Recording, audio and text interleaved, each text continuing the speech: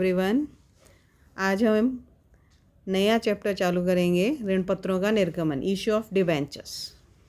ऋण पत्र क्या होते हैं पहले हम ये समझें। तो देखिए, कंपनी की जो पूंजी संरचना होती है उस पूंजी संरचना में दीर्घकालीन पूंजी होती है और वो दो प्रकार की होती है, अंश पूंजी और ऋण पूंजी। अंश पूंजी के अंतर्गत तो पूर्वाधिकार अंश और सामान्य अंश यानी प्रेफरेंस शेयर्स और इक्विटी शेयर्स आते हैं, जबकि ऋण पूंजी के अंतर्गत ऋण पत्र व अन्य दीर्घकालीन ऋणों को शामिल किया जाता है। कंपनी अधिनियम 2013 की धारा 2 उपधारा 30 के अनुसार ऋण पत्रों के अंतर्गत ऋण पत्र, स्कंध, बॉन्ड्स और ऋण के प्रमाण के रूप में कंपनी की अन्य प्रतिभूतियों को शामिल किया जाता है, चाहे वे कंपनी की संपत्तियों पर प्रभाव उत्पन्न करती हो या नहीं। अब ऋण पत्र क्या है? तो ऋण पत्र कंपनी द्वारा अपनी सार मुद्रा के अंतर्गत निर्गमित एक प्रमाण पत्र है जो सामान्यतः कंपनी की संपत्तियों के चल प्रभार द्वारा सुरक्षित होते हैं। ऋण पत्रों पर कंपनी एक निश्चित दर से ब्याज देती है और अपनी आवश्यकता की समाप्ति पर ऋण पत्रों का पैसा उनके ऋण पत्र धारकों को लौटा दिया जाता है, जिसे ऋण पत्रों का शोधन कहा जाता है। तो ऋण पत्र के लिए कंपनी अधिनियम 2013 के सेक्शन 71 में कुछ प्रावधान दिए गए हैं। तो कोई भी कंपनी जब ऋण पत्र निर्गमित करती है तो उन प्रावधानों को उसे ध्यान में रखना होगा। पहला है कि एक कंपनी ऋण पत्रों को एक विकल्प के साथ निर्गमित कर सकती है कि ऐसे ऋण पत्रों को शोधन के समय आंशिक या पूर्णतः अंशों में परिवर्तित किया जा सकता है। परंतु ऋण पत्रों को आंशिक या पूर्णतः अंशों में परिवर्तन के विकल्प के साथ ऋण पत्रों के निर्गमन के प्रस्ताव को साधारण सभा में विशेष प्रस्ताव द्वारा पारित किया जाएगा। ये जरूरी है, यानी कंपनी अपने ऋण पत्रों को यदि आंशिक रूप से अंशों में बदलने का विकल्प उनको देती है तो उसके लिए साधारण सभा में विशेष प्रस्ताव कंपनी को पारित करना होगा। दूसरा है, कोई भी कंपनी ऐसे ऋण पत्रों का निर्गमन नहीं कर सकती जिन्हें वोट देने का अधिकार हो, क्योंकि वोटिंग पावर केवल इक्विटी शेयर होल्डर्स के पास ही होती है। नेक्स्ट है, एक कंपनी द्वारा निर्धारित नियम शर्तों के अधीन सुरक्षित ऋण पत्रों का निर्गमन किया जा सकता है। और जहां कंपनी ने ऋण पत्रों का निर्गमन अगर कंपनी ने किया है तो कंपनी अपने अंशधारियों को लाभांश देने से पहले जो भी लाभांश के लिए उपलब्ध लाभ है उनमें से एक निश्चित राशि डिबेंचर रिडम्पशन रिजर्व अकाउंट में ट्रांसफ़र करेगी और करने के बाद ही जो लाभ बचेगा उसे लाभांश के लिए काम में लेगी और इस खाते का जो बैलेंस है उसको केवल ऋण पत्रों के शोधन के अलावा अन्य किसी काम में वो नहीं ले सकेगी। नेक्स्ट है, यदि कंपनी ने अपने ऋण पत्रों के अभिदान के लिए 500 से अधिक व्यक्तियों के लिए प्रोस्पेक्टस जारी किया है तो कंपनी को ऋण पत्र प्रन्यासियों की नियुक्ति यानी डिबेंचर ट्रस्टीज़ की नियुक्ति करनी होगी और ऋण पत्रों के निर्गमन या प्रस्ताव में पहले एक या अधिक ऋण पत्र प्रन्यासियों की नियुक्ति के संबंध में दी गई शर्तों के अनुसार की जाएगी। अन्यथा कंपनी ऋण पत्रों के अभिदान हेतु आमंत्रण या प्रस्ताव के लिए प्रोस्पेक्टस जारी नहीं कर सकेगी। यानी 500 से ज़्यादा व्यक्तियों को प्रोस्पेक्टस इशू किया गया है तो एक ऋण पत्र प्रन्यासी की नियुक्ति भी कंपनी को करनी होगी। ऋण पत्र प्रन्यासी ऋण पत्रधारियों के हितों की सुरक्षा के लिए आवश्यक कार्यवाही कर सकता है, यानी डिबेंचर ट्रस्टी जो होगा वो ऋण पत्रधारियों के हितों की रक्षा करने के लिए नियुक्त किया जाएगा। नेक्स्ट है, प्रन्यास विलेख में ऋण पत्रों के निर्गमन और ऋण पत्रधारियों को सुरक्षा देने के संबंध में किए गए प्रावधानों के विपरीत प्रन्यासी कोई अनुबंध करता है तो वह व्यर्थ होगा और जिसमें प्रन्यास विलेख में दी गई शक्तियों और अधिकारों का सतर्कतापूर्वक पालन करने में असमर्थ रहता है तो वह प्रन्यास भंग से उत्पन्न हुए दायित्व की क्षतिपूर्ति करने और अपने आप को मुक्त करने के प्रावधान करता है। अब प्रन्यासी को उस दायित्व में ऐसी छूट दी जा सकती है तो उस उद्देश्य से बुलाई गई ऋण पत्रधारियों की सभा में ऋण पत्रधारियों के कम से कम 3/4 बहुमत से यह तय किया जाएगा कि उस प्रन्यासी को मुक्त कर दिया जाए। एक कंपनी को ऋण पत्रों के निर्गमन की शर्तों व नियमों के अनुसार ऋण पत्रों पर ब्याज का भुगतान व उनका शोधन करना होता है। यानी कंपनी निर्गमन की शर्तों में ये तय कर देती है कि शोधन किस तरीके से कब करेगी और ब्याज की दर क्या होगी, उस पर कितना ब्याज दिया जाएगा। नेक्स्ट है, जब किसी समय ऋणपत्र प्रन्यासी इस निर्णय पर पहुंचता है कि कंपनी की संपत्तियां ऋणपत्रधारियों को मैच्योरिटी पर देय मूल राशि को चुकाने में अपर्याप्त है, तो ऋणपत्र प्रन्यासी ट्रिब्यूनल में केस करेगा और ट्रिब्यूनल कंपनी को उन ऋणपत्रधारियों के पक्ष को सुनने के बाद ऋणपत्रधारियों के हितों की रक्षा के लिए कंपनी को नए दायित्व उत्पन्न करने पर प्रतिबंध लगा सकता है। यानी कंपनी का जो ऋणपत्र प्रन्यासी है वो अगर ये देखता है कि कंपनी की संपत्तियां कम हैं और अगर कंपनी ऋणपत्रधारियों का भुगतान करेगी तो वो पर्याप्त नहीं है, तो वो ट्रिब्यूनल में केस कर सकता है। यदि कंपनी ऋणपत्रों को उनकी परिपक्वता तिथि पर शोधन करने में असफल रहती है या ऋणपत्रों पर ब्याज का भुगतान देय तिथि पर नहीं करती है, तो कोर्ट किसी भी ऋणपत्रधारी या सभी ऋणपत्रधारी या ऋणपत्र प्रन्यासी द्वारा दिए गए आवेदन पर संबंधित पक्षों को सुनने के बाद कंपनी को ऋणपत्रों की मूल राशि व उन पर देय ब्याज सहित उनका शोधन करने का आदेश दे सकती है।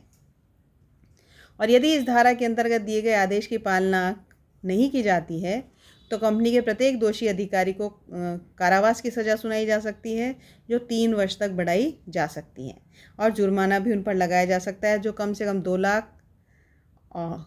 लाख से कम नहीं होगा और 5 लाख तक उस जुर्माने की राशि को बढ़ाया जा सकेगा।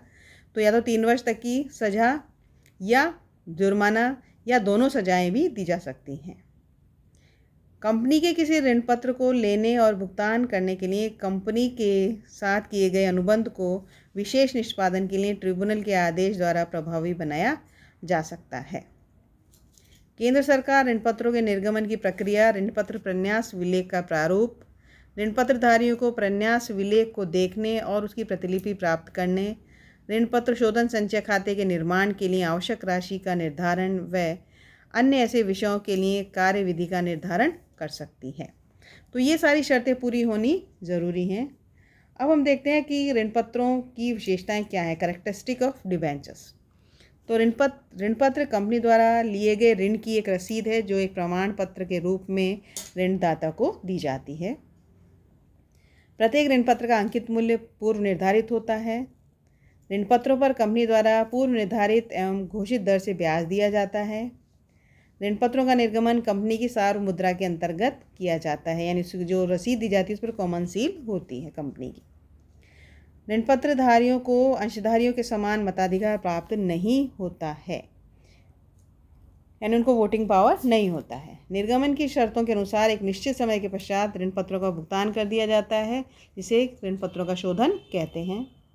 सामान्यतः ऋणपत्र कंपनी की संपत्ति से चल प्रभार द्वारा सुरक्षित होते हैं। तो ये विशेषताएं होती हैं ऋणपत्रों की।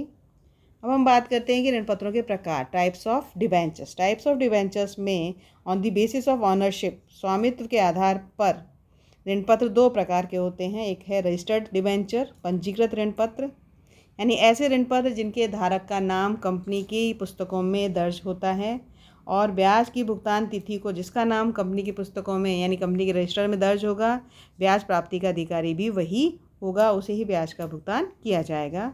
और ऐसे ऋणपत्रों का यदि हस्तांतरण किया जाता है तो हस्तांतरण करने के समय डिबेंचर होल्डर को एक ट्रांसफ़र डीड तैयार करनी होगी और उसके माध्यम से ही वो इसको ट्रांसफ़र कर सकता है। नेक्स्ट है बियरर डिबेंचर, वाहक ऋणपत्र, यानी ऐसे ऋणपत्र जिनके धारक का नाम व पता आदि कंपनी अपने पास नहीं रखती है।